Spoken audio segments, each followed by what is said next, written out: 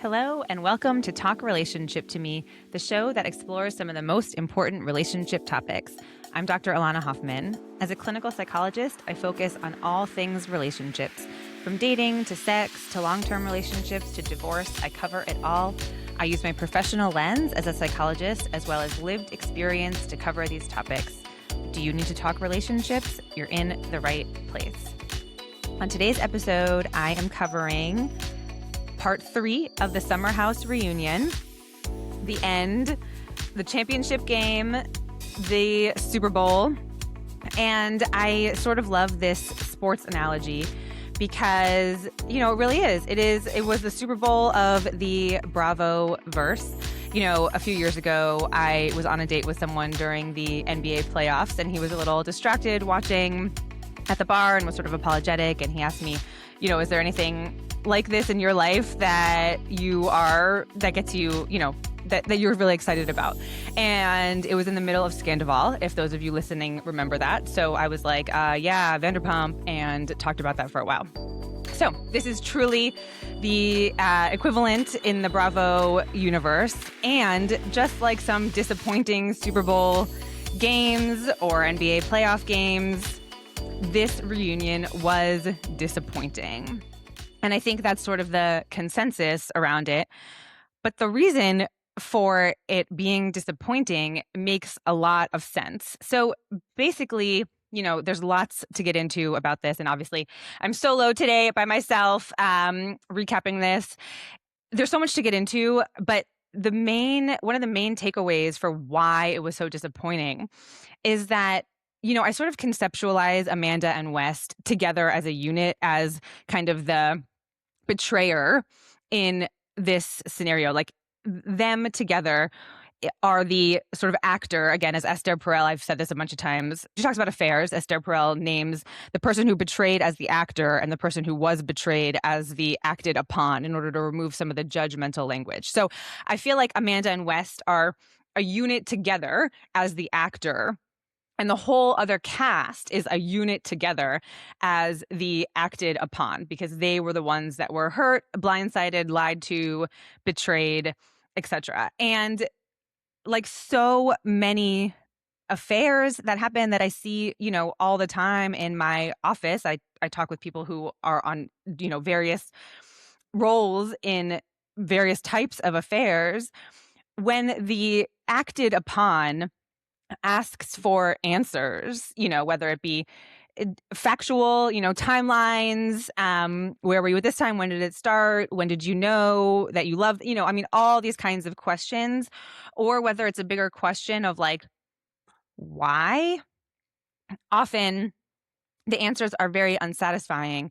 And that is often because the actor, the betrayer, in this case, the Amanda and Wes unit, don't actually know the answers to these questions. It is not in their conscious awareness. They might know a date, and obviously they have been dishonest before, and I do think they are continuing to be dishonest in some ways about the trajectory of this. So in that sense, yes. And oftentimes also, people continue to talk about it and try to work through it and ask more questions. It's like layers of an onion, that peel back. And then there's more dishonesty, more lies, more things going on, more things they didn't realize, like what's happening throughout this also with just Wes and Amanda. Between the two of them, questions about Miha and Wes' other relationship. Amanda clearly has learned some information here about that. Get into it in a minute. But that's the point. The point is that they, like Lindsay in particular, a lot of them are asking questions that Amanda and Wes don't know the answers to. It's not in their conscious awareness why they were drawn to each other, what is underlying this, and so they really are, they can't answer these questions, and it comes out as they don't give a shit, and, or they are medicated, right? And maybe that's the case, but really, I think that they also, they were experiencing I'm sure that they were really anxious, fight or flight. I'm not justifying it, just saying that that can also contribute to their stoicism, their lack of emotions throughout the whole thing. I think they were just really bracing, they were bracing. I bet if there were some like heart rate monitors involved, like they would have shown a lot of stress emotionally. So, that is why probably they didn't cry. Everybody's sort of on them about like they're not even crying when Amanda's apologizing to Sierra. She's not emotional. She's, and I just think that it's hard for both of them probably to be emotional in that situation because they probably are just so activated, not outwardly, just inwardly. It's like if people sometimes are, don't cry at funerals and things like that, and they can sort of feel like, okay, they're having the wrong emotions, or people are judging them for how they're showing up, and it as an indication of them not being sorry. And so, but it's all very complicated. So, we start off with Andy basically, we start off, some more kind of behind the scenes. And one of my favorite moments of, Carl saying to Lindsay, "You're unbelievable." And I just, one of my favorite parts about this reunion in general is Carl and Lindsay. And I've said this many times, I love their reconnection. I love their friendship. I think that changing their relationship dynamics allowed them to be friends. Obviously they called off their engagement. I've talked a lot on this podcast about their trajectory, their conversations and everything, this season and prior seasons. And I love that they are sweet and genuine and friendly and proud of each other and seem like they really are friends who truly support each other. And I really love that. And, because they are no longer romantically involved and their lives are not, connected to each other in that way, it takes the pressure off and they can really just approach their relationship the way that they want. And I think that is the case for a lot of people who break up. And, we see this with Kyle, honestly. We see that he loves Amanda and he's defending Amanda. And, I just think that relationship can change. Obviously the Amanda and Wes dynamic right now, throws a wrench into that, I'm sure, but they have freedom to sort of approach that relationship the way that they want to, and it sort of takes pressure off of the romantic connection. They both wanted things from each other that they couldn't give, and if they, divorcing and splitting up, then that can take, they no longer have those expectations of each other, and maybe a friendship can be what it is. Who knows what will happen with that, but that is what I definitely have seen from Lindsay and Carl, and it's really sweet. So, Carl doesn't hold back on basically complimenting Lindsay and telling her she's amazing and she's, the way that she's handling herself and everything, the whole reunion. I just love Lindsay so much. So basically, they jump right in. Andy asks Wes, when did this become more than a friendship? They try to get this sort of timeline. They talk about February and March. They talk about around the Super Bowl. They're going out a lot. Wes is saying, I'm seeing a different side of her. And then he sort of, he credits himself for her going out and being happy.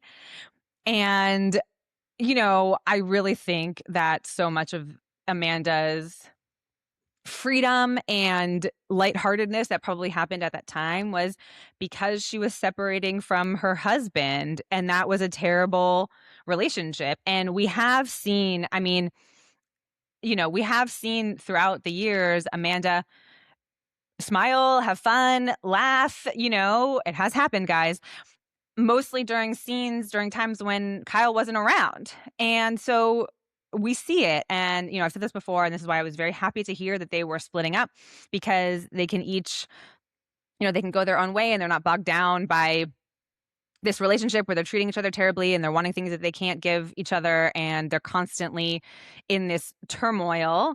And when you're out of that, you are much freer and you can do what you want and you can pursue what you want. And I think that is what Wes was referring to. Of course, he attributes it to himself. I think that I think that she would have had that, a good time. She would have, she would have done that anyway, West just, she just happened to be around West because of their growing friendship or connection, obviously romantic connection, whatever it is. And she was having a good time. And I think that, again, if she didn't connect herself to Wes, if she went out with Sierra, for example, and she didn't flake on her friends, and she actually like pursued friendships and relationships with, her actual friends and with other people, and she dated other people, I think she, probably the same thing would happen, but she's incapable of that. She just, couldn't be alone. She had to attach to the next thing. And so, but Wes is attributing this to him, which is a big ego thing, of course, and I think that this is one of the reasons why West and Amanda are really drawn to each other, it is not in their conscious awareness, but, Amanda does not have a sense of self even before she met Kyle, before this relationship, she just is so, I don't know. We don't see her before it, obviously, but she doesn't have a sense of self. She does not know who she is. And so people with that insecurity and lack of sense of self are often drawn to people who seem like they have a more stable sense of self. And West, we know all this stuff now, but at the time and the way that he has portrayed himself on the show, he's this fun-loving guy and he's sort of a larger than life and everyone wants to be around him and gravitate to him. And when you have low self-esteem and unstable sense of self, you are drawn to people like that who lift you up. At least it feels like that. They lift you up. And West was drawn to that from Amanda because it fed his ego. It just continued to feed his ego. It was not about it was not about her wanting him. It's about her needing him to feel better about herself. And he knew that subconsciously. Again, this is not conscious. I don't think they would ever be able to say this out loud, at least not outside of therapy, right? So these questions of why did this happen? They're not sitting there being like, well, I was subconsciously drawn to him because he made me feel better about myself after this terrible relationship. Like, this is not in their conscious awareness, which again is why their answers are not satisfying. But, I don't know for sure. Again, obviously they are not my clients. They're not in my therapy room, but this is the pattern of behavior where I see both of these types of people drawn to each other subconsciously for these reasons. So, he lifts her up, makes her feel better about herself because she can attach herself to someone who has this big personality, has clout, and for him, it's an ego thing and really just feeds his ego. So I think that was one of the reasons why they were drawn to each other. But that is for them to explore, right? And so they're asking about the timeline, and they're being pretty shady about it. They ask directly, were you having an affair over the summer, a physical affair? They both said at the same time, absolutely not. I do believe them. Like I've said before, I think that they're probably lying about some things. I think they're probably lying about the first time that they slept together, but I don't think they're lying in the sense of, it was an emotional affair that was developing over the summer that, became physical later down the line.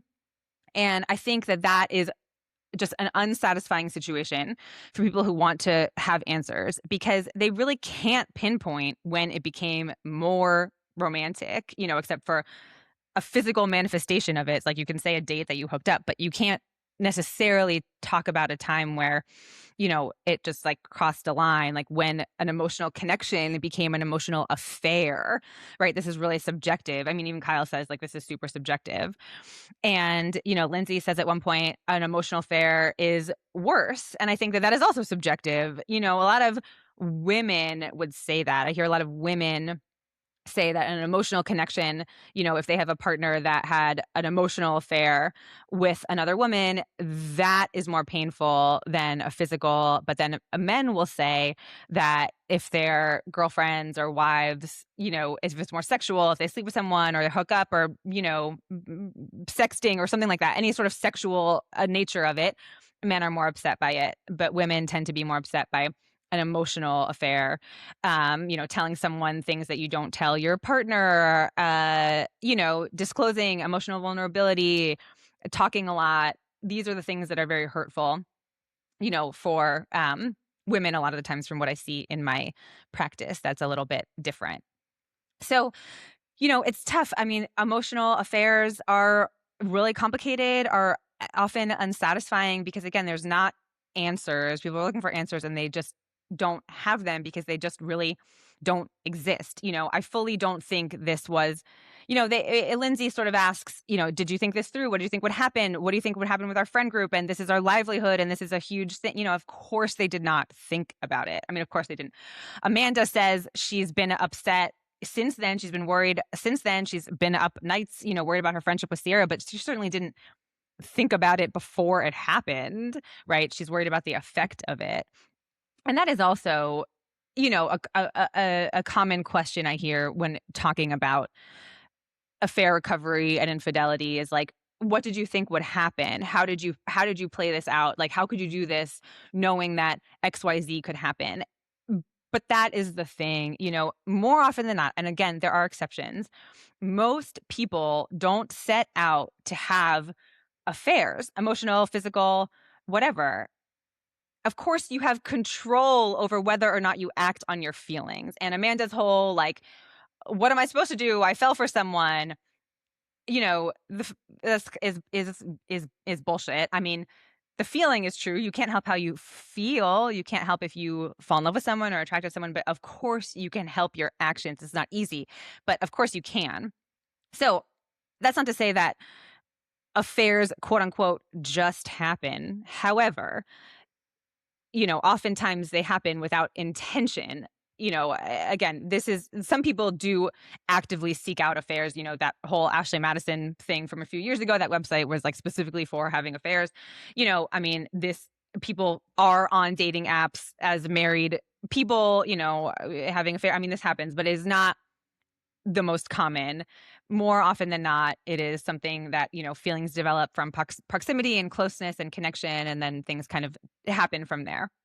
And that's not to say that it is not a betrayal, of course, but in terms of intention, when Lindsay's asking them, how did this happen? Why did this happen? Did you think about this? Like, no, of course they didn't. They really can't answer it beyond like, oh, I had feelings, but that is why it's so unsatisfying for the rest of the cast, and for the record, I think Andy did kind of the best he could given that situation. I think that he could have shut down a little bit more interruptions. But I just think given who Amanda and Wes are as people, this was the best it is going to go. And yes, Wes talks on his podcast, but that is his own, he's in charge of it. He's in control. He's not being put on the spot. When he's put on the spot, he can't, he shuts down. I mean, we've seen this with Sierra too, I mean, that coffee that they had where they were friends again, she was the one that initiated. She was being like, how do you feel about this? And he can sort of talk in response to that, but he won't ever initiate those kinds of conversations. And so Amanda, watch out for that, among many other things to watch out for, which obviously become clear throughout this whole thing. And so anyway, so this is why, I mean, they really want answers and they just don't have them. And so that is not satisfying. Mia really kind of talks about Mia really, I love Mia like everyone else is, I mean, she's just really calm, cool, collected, great head on her shoulders, really kind, really loyal, really supportive. She's what a star. Can't wait to see more of Mia. I wish she was on in the city. That's a whole other topic, but she is fantastic. And so, she doesn't interrogate. She just questions in a genuine way, like, what's happening here? Like, why, she was great. And, what was I going to say about her? Oh, I mean, Andy was asking, I think this was when Andy was asking, they were talking about the last dinner, when Wes pulled up his chair next to Amanda, when Kyle was yelling at her, and Andy was asking, did it feel good to sort of be like protected by a man, and Amanda said, yes, Kyle's never had my back. The men in the house don't have my back, which is also not true. Carl definitely has had her back, but, and Mia, and so they were sort of, Mia was sort of using that night and other examples as sort of to show that their connection was developing, because, she was saying, well, Amanda, you held it together that night, you held it together talking with us girls, but then as soon as Wes came in, you lost it, and you sort of like leaned into him and cried on his shoulder, like quite literally, right? And and the way she was talking about the way that Wes touched her, she said, you sort of like grabbed her boob at one point, like it was like very, very comfortable. And again, I think I do sort of believe them that they were not sleeping together over the summer. It's hard to believe them, of course, and they say this too. They're like, we know that we lied, but like this is really true. So I mean, this is the problem, right? If if you lie, then people are just the people who cried wolf, right? You're just not going to be believed when you really are telling the truth, and that is just a consequence of the behavior. That's how it goes. So I do think they're right, but I not because I believe what they say. I just, from what I see watching the show and from what has come out since, and from patterns that I see all the time, I think that is probably what happened. And Amanda says, yeah, of course it felt good to be defended by a man. My husband doesn't do that, and other people don't do that. And of course, to Amanda, I mean, please do not discount, and you have, and you are, but the Sierra and Mia and Amanda and Sierra especially, of course, and I say this all the time, who have had your back throughout this whole process. Sierra literally was like, I will help you move out. I will make the calls. I will be there for you. I will do whatever you need, And, Amanda just so deprioritizes that, really, really centering men and protection from men and caretaking from men. And listen, I get it. She did not feel protected by her husband in this marriage. And a lot of women want to be taken care of in a certain way by men in their relationship. One of those ways is having their back, standing up for them, and men like that too. So it's not that that's not okay. Of course, you can want that from your partner, and many people do. And again, this is something I talk about all the time, and something that people don't really say out loud. But in a therapy context, people will talk about how they feel protected or not protected by their husbands or wives, and this is actually very important. And so I understand where she is coming from.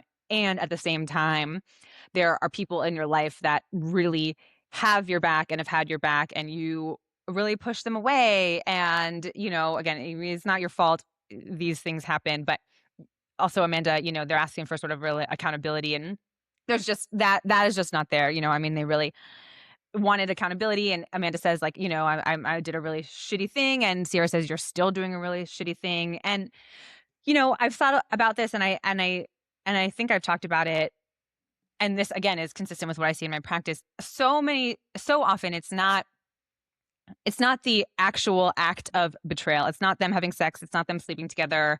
It's not, it's not the affair. It's the lying and the sneaking. And that is what all of them are upset about, right? Jesse talks about, you lied to me. I was texting you about or I'm sorry, well, Kyle was saying, they all were saying that, they were giving various examples of when Wes and Amanda were just lying to them, either plainly to their face of denying what was going on, or, they were together and they weren't saying they were turning off location, doing other sort of shady things. And that is, the sort of the ripple effects of affairs where people are just dishonest, and it's less the actual thing that matters, and it's more the dishonesty. So, I just honestly, I think that if Amanda and West had been self-aware enough, and that's the thing, I mean, you're asking for this whole thing is you're asking for so much self-awareness from people who just do not have it.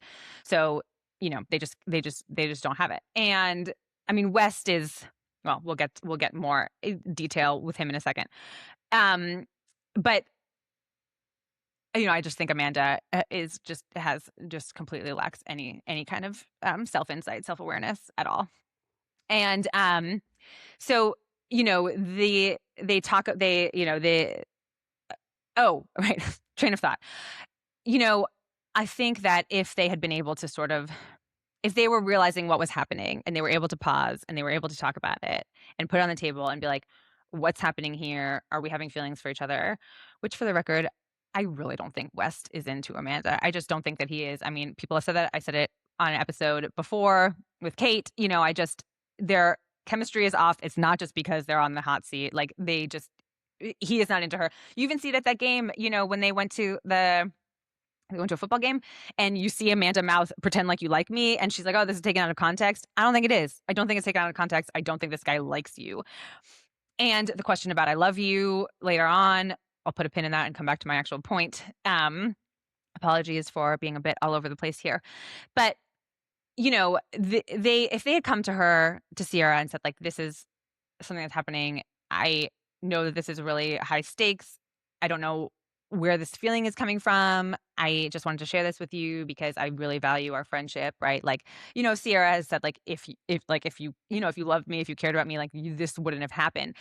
By this, I really think that she might mean, and maybe she is not aware of this either, this meaning doing it behind my back and not talking to me about it at all. Sierra is a good friend. Like, she's a good human. It may have affected their friendship. She might have decided, like, I'm taking a step back from this friendship and I don't really want anything to do with this. But maybe she would at least have some element of respect left for Amanda as a person. And maybe Amanda would have some self-respect also if she was just like, this is happening. I'm having feelings and I don't know what to do with them. And I want to share them with you before something happened. I don't want to hurt you. I love you. If she was self-aware and direct enough, again, feelings happen, things happen. And, if you are confident in yourself that it's okay, doesn't mean you're a terrible person, and you are confident in the relationship that you have, whether that's, this friendship that I'm talking about, then you can say, this is what's happening, and you can have a conversation about it. And again, maybe Sarah would be like, you know what, go for it. I don't want anything to do with this. Or maybe she would be like, whatever, who knows what would have happened. But I just think so much of the hurt around this is because of that. And I think, frankly, it is insulting to Sierra as a friend to not have done that, to communicate in that way, because I think it really takes away her agency to be able to address it and to hear her and to be sort of given a chance to, like, just work through it with her. And I think that is also what I see in romantic relationships. And when I am dealing with this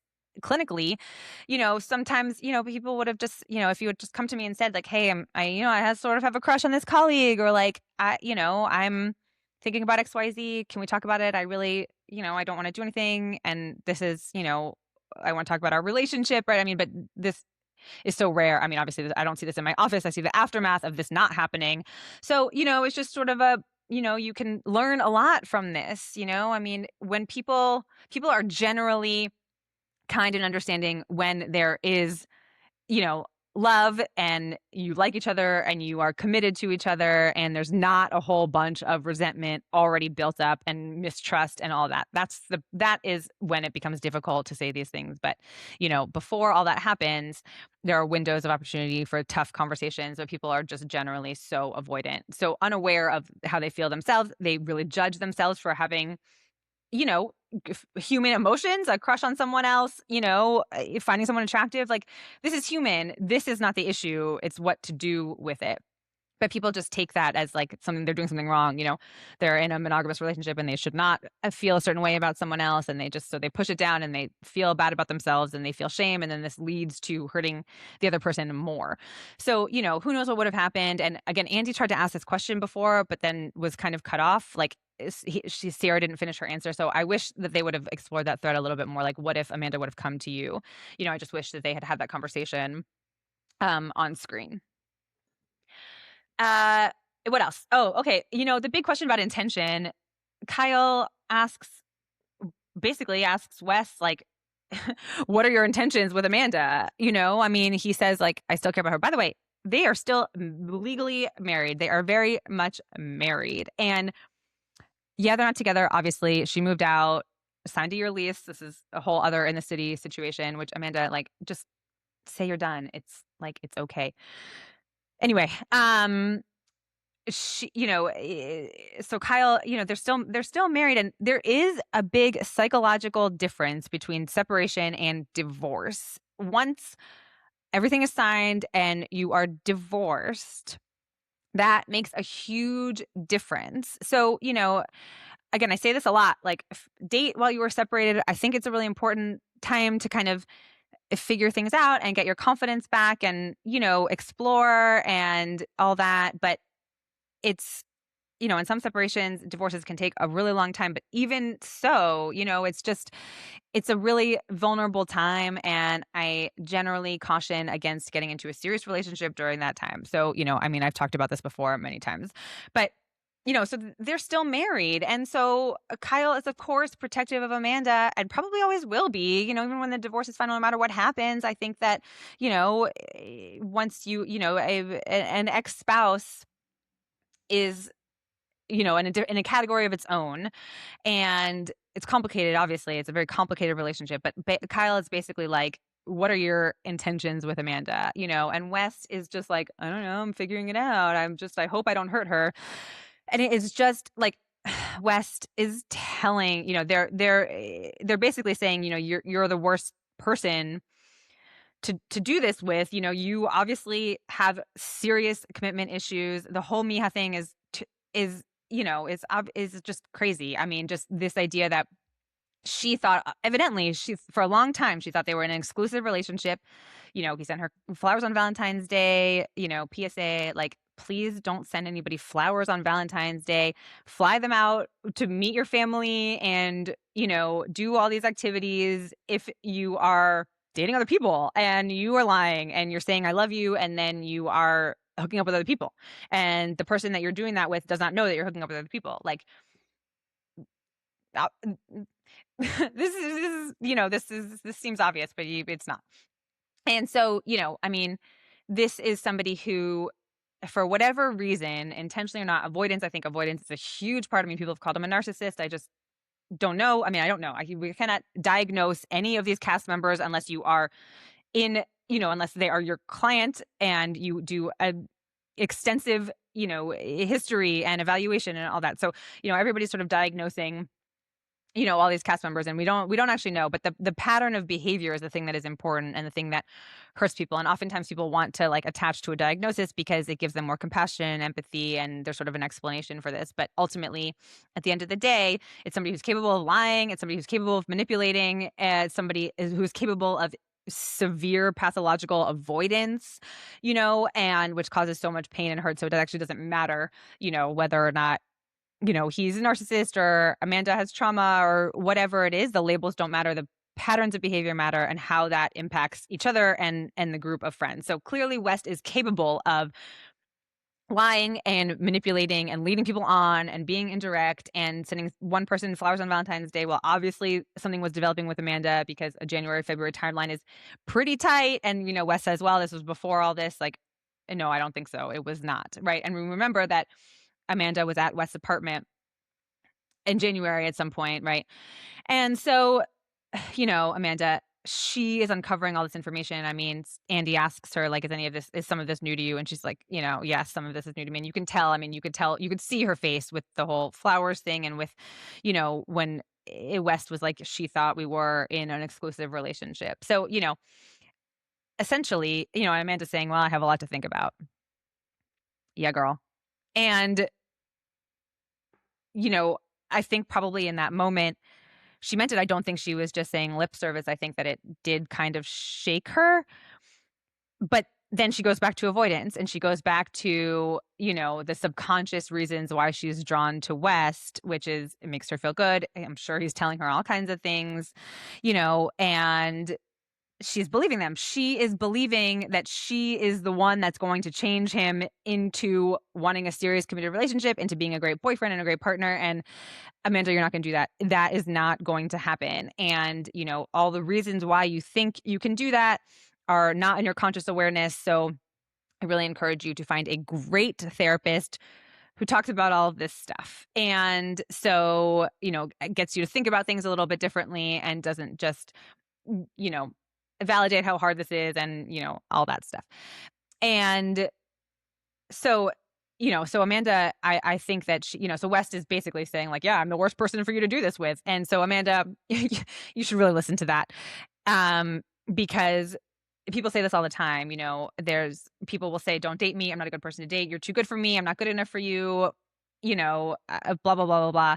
Listen to that. Don't just say, oh, you're just saying that. No, you're great. I see who you are. I see your potential. And if you would, no, no, no, no, no, no, no, no, no, no, no, no, no. Just listen to what he's saying. He literally is saying to you, yeah, I am really the worst person to do this with. So, Amanda, really listen to that. Again, when she comes back, the intermission that we sort of saw in part 2, when she's saying, everyone's making me feel really stupid for trusting you. Like, yeah.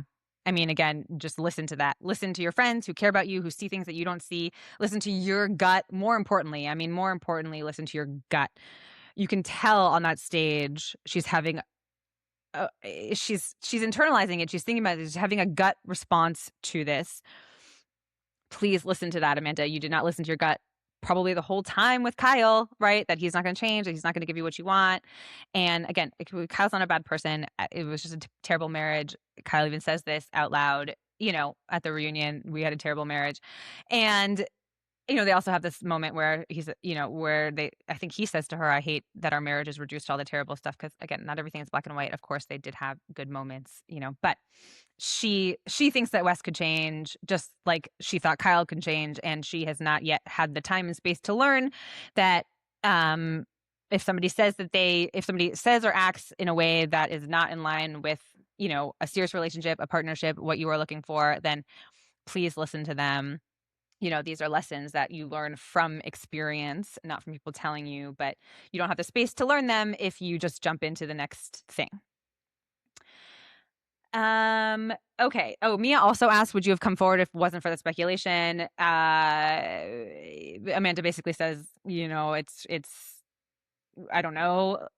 This is also impossible to answer because this is not how it happened. This is often the questions that, again, the betrayed partner will ask, well, would you have told me if I didn't find out? They'll find, they'll find out somehow. I mean, people find out about affairs, obviously. So they'll find a message, however, someone will tell them, however they find out about affairs that is not your partner tells you. The question is always, well, would you have told me? And most of the time the answer is no, because they didn't tell you and you found out another way. And so that's probably the case here. I mean, something gave, obviously, something would have given if it wasn't this, but no, they would not have come forward if it wasn't for speculation. I mean, they're living in the spotlight, so they had to. And back to West and the mixed messages and how his defense is, I have not been clear with a zillion women I've dated. This was really a line. I mean, this was really just everything to me. I mean, it's just like, oh, so your defense is just like, I just treat women like shit, period, And I just, I just, it's just so disrespectful of women and sexual partners, West. I mean, I have a whole episode about why it's hard to break up with someone, right? But like, it is okay. It is okay to break up with someone. It's okay to say you're not into it. It's okay to cut things off. It's the deep respect that he lacks for his dating partners is pretty astounding. I mean, there's certainly a misogynistic component to our friend West. Like Dara had said, he's a good friend. He's someone to be a friend with, never to date.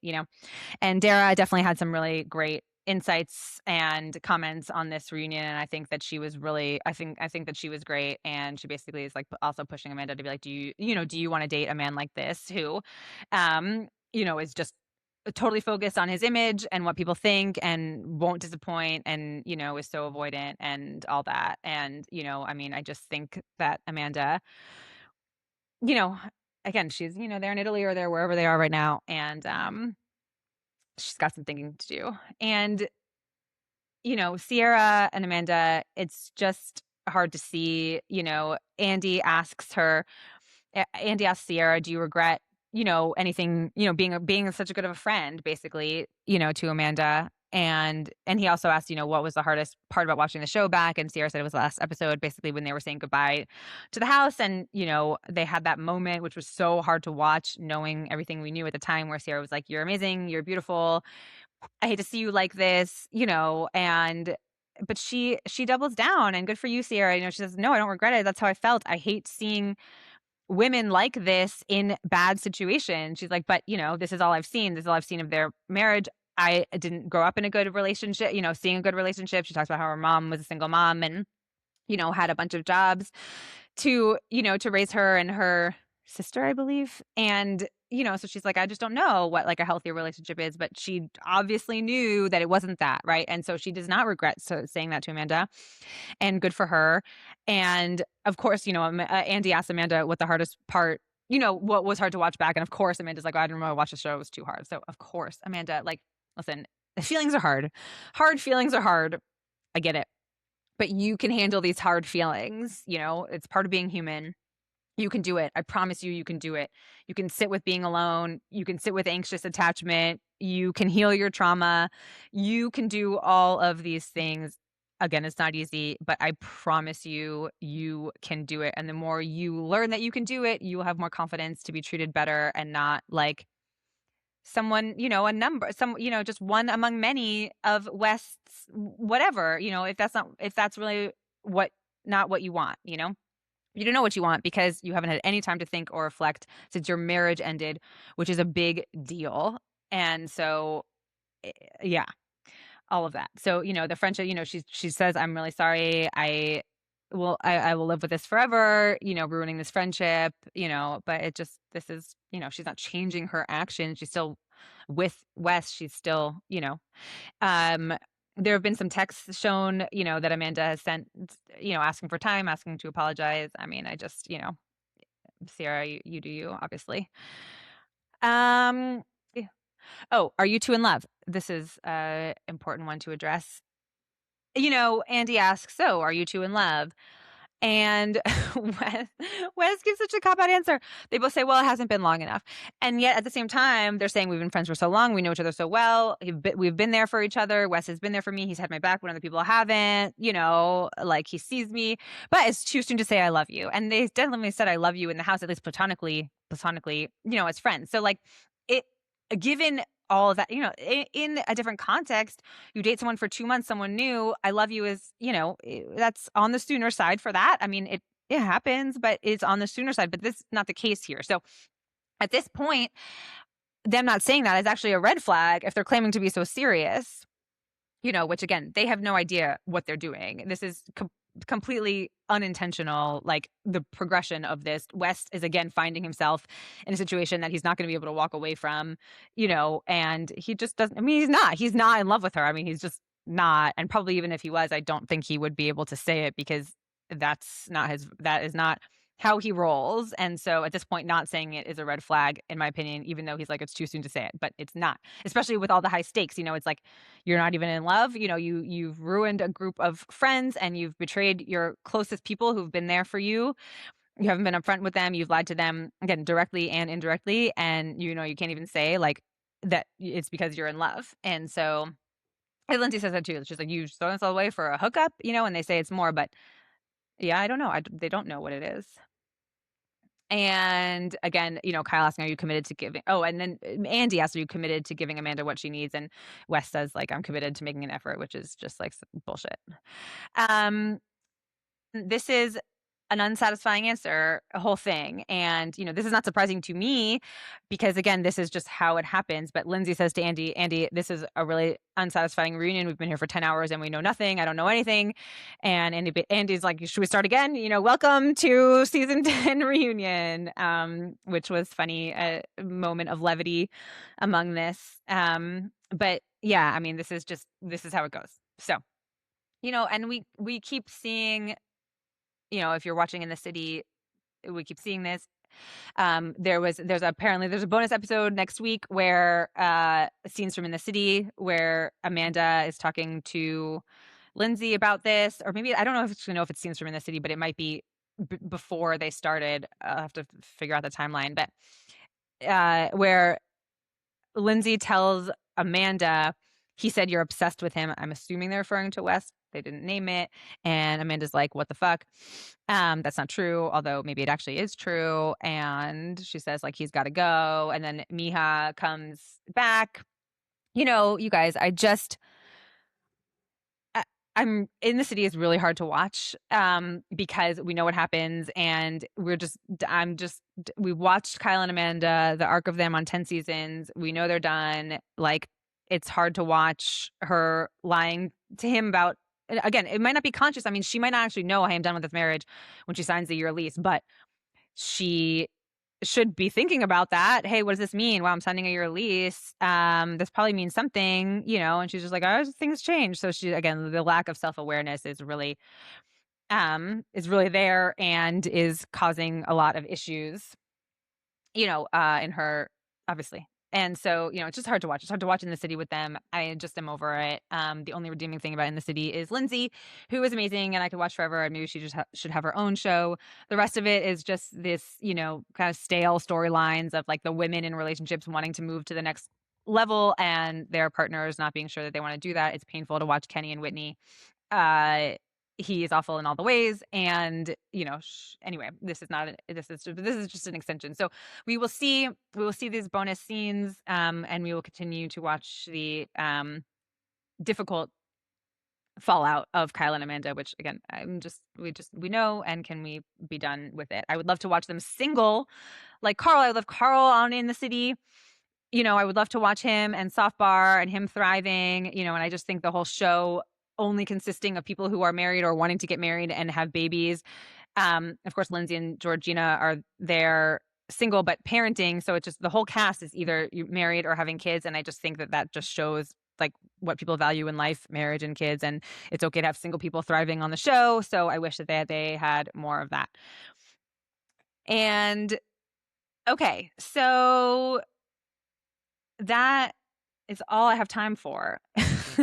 Even though I'm missing something, but overall, what a season, what a playoff event, championship game, Super Bowl, whatever, this happened. There's a lot of hype, a lot of lead up and some dissatisfying things, but overall, lots of important takeaways, other really great, we Mia and KJ and Dara, amazing additions.